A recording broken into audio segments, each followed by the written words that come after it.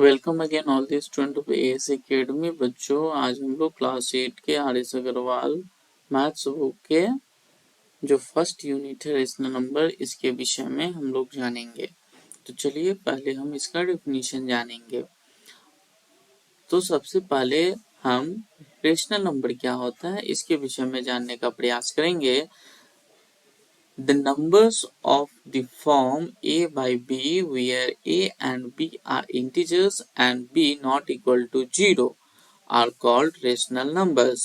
बच्चों, ऐसे नंबर्स जिसे हम a by b के रूप में लिख सके जहां a और b जो हो वह इंटीजर्स हो और b नॉट इक्वल टू 0 हो, तो ऐसे जितने भी नंबर्स होंगे उसे हम रेशनल नंबर कहेंगे। ठीक है, एग्जाम्पल में देख सकते हैं आप 5/8, -3/14, 7/-15 एंड -6/-11। ये सारे के सारे रेशनल नंबर्स के एग्जाम्पल्स हैं।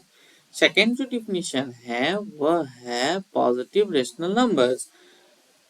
A rational number is said to be positive if its numerator and denominator are both either positive और both negative। बच्चों, पॉजिटिव रेशनल नंबर्स हम ऐसे रेशनल नंबर्स को कहेंगे जिसके न्यूमरेटर और डिनोमिनेटर दोनों क्या होने चाहिए, या तो पॉजिटिव होने चाहिए या तो नेगेटिव होने चाहिए। जैसे आपने यहाँ एग्जाम्पल में देखो, फर्स्ट जो है 5/7, ये पॉजिटिव रेशनल नंबर्स है। ठीक है, क्यों? क्योंकि इसके दोनों जो न्यूमरेटर और डिनोमिनेटर है ये पॉजिटिव साइन के साथ है। और वही सेकेंड एग्जाम्पल आपको देखने को मिलेगा -2/-3, यहाँ न्यूमरेटर और डिनोमिनेटर दोनों नेगेटिव टर्म में है। क्लियर है? तो चलिए नेक्स्ट हम लोग देखेंगे negative rational numbers. A rational numbers is said to be negative if its numerator and denominator are of opposite sign. Thus, -4/9 and 5/-12। ठीक है, तो ये नेगेटिव रेशनल नंबर के एग्जाम्पल है क्योंकि न्यूमरेटर और डिनोमिनेटर दोनों एक दूसरे के ऑपोजिट सिंबल है। एक हो जा रहा है पॉजिटिव तो दूसरा हो जा रहा है नेगेटिव, दूसरा अगर नेगेटिव हो रहा है तो पहला हो जा रहा है पॉजिटिव। क्लियर है? चलिए हम लोग नेक्स्ट देखेंगे डिफिनीशन। नेक्स्ट जो डिफिनीशन है यह है standard form of rational number. तो हम कैसे रेशनल नंबर को स्टैंडर्ड फॉर्म कहेंगे इसके विषय में जानेंगे। A rational number a by b is said to be in standard form if a and b are integers having no common divisor other than 1 and b is positive। कहने का मतलब हुआ कि ऐसा रेशनल नंबर जिसके numerator और denominator क्या हो, इंटीजर्स हो और उनका कॉमन एक ही क्या हो, डिविजर हो जो कि 1 हो। साथ ही साथ बी हमेशा स्टैंडर्ड फॉर्म में पॉजिटिव फॉर्म में होता है। तो चलिए हम कुछ क्वेश्चन को सॉल्व करते हैं। जैसे हमें यहाँ 1 नंबर क्वेश्चन एक्सरसाइज 1A का जो पहला क्वेश्चन है इसमें बोला है express -3/5 as a rational number with denominator, है ना। यानी कि हमें यहाँ पे -3/5 को डिनोमिनेटर 20 में कन्वर्ट करना है। तो चलिए कैसे होगा हम देखेंगे।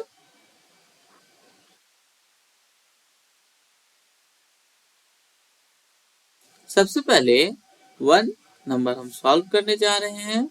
तो जो हमारा फ्रैक्शन दिया हुआ है -3/5, इसे नोट डाउन करेंगे और हमें क्या बोला कि डिनोमिनेटर हमारा 20 हो जाना चाहिए। तो हमें यहाँ यह सोचना पड़ेगा कि 5 को हम किससे मल्टीपल करेंगे तो ये 20 हो जाएगा। तो जनरल सी बात है 5 4 20। तो जब हम क्या करेंगे कि डिनोमिनेटर को जिस नंबर से मल्टीपल करेंगे न्यूमरेटर को भी सेम नंबर से क्या कर देंगे, मल्टीपल कर देंगे। तो हमारा आंसर आ जाएगा -12/20। ये हमारा आंसर हो जाएगा। नेक्स्ट क्वेश्चन जो है उसे हम देखेंगे। यहाँ हमें -13 में कन्वर्ट करने के लिए बोला है। हम नोट डाउन कर लेंगे क्वेश्चन को, फिर हम क्या करेंगे वही काम यहाँ भी चेक करेंगे कि आखिर 5 का वह कौन सा मल्टीप्लायर है जिससे यह 5 30 में कन्वर्ट हो जाए। तो 6 है, वो क्या है 6। तो हम देखेंगे 6 5 30 हो गया। एक और बात, यहाँ माइनस है तो यहाँ पे हमें -6 से करना होगा। किससे करना होगा, -6 से।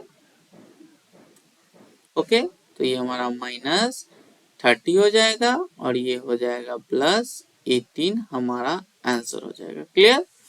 थर्ड नंबर हम देखेंगे।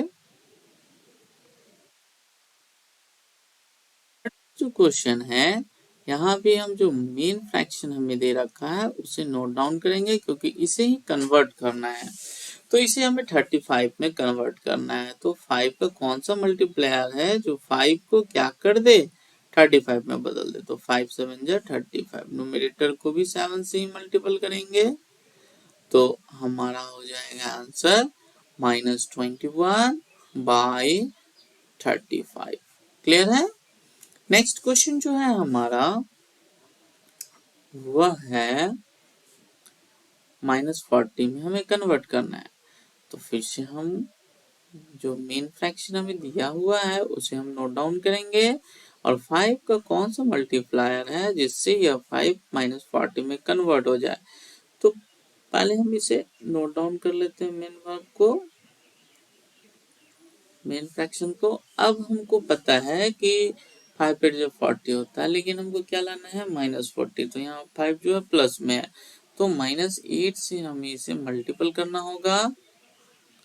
ठीक है, तो न्यूमरेटर को भी -8 से कर लेंगे तो हमारा आंसर हो जाएगा +24/-40। क्लियर है।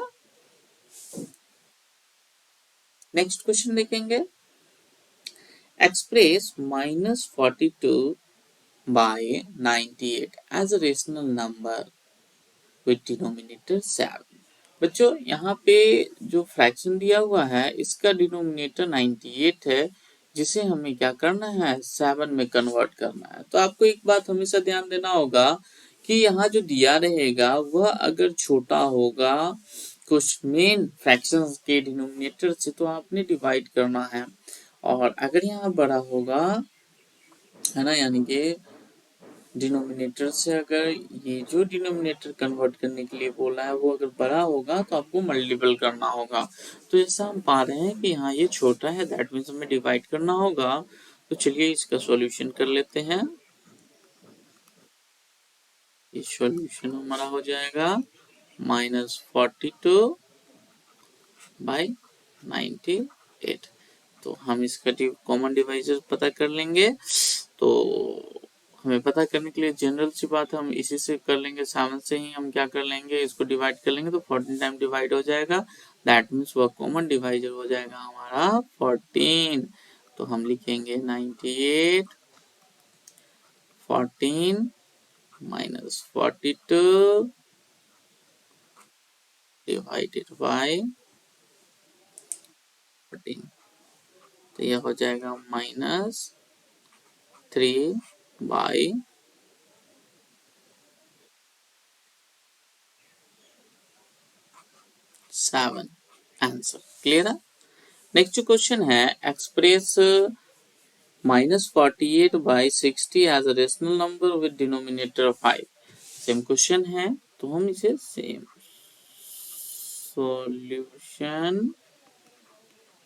सॉल्यूशन देखेंगे। -48/60। अब यहाँ कॉमन डिवीजर पता करेंगे। 48/60 का कॉमन डिवीजर हो जाएगा 5 में कन्वर्ट करने के लिए 12, तो 12 से कर लेंगे तो ये क्या हो जाएगा 12 4 और ये हो जाएगा आपका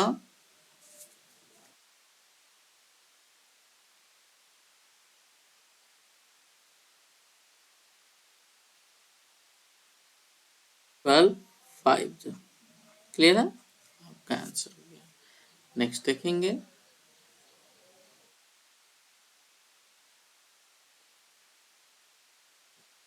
उम्मीद करते हैं बच्चों नेक्स्ट आपको समझ में आया होगा। नेक्स्ट वीडियो में हम लोग देखेंगे इसके आगे का और क्वेश्चन। Thank you.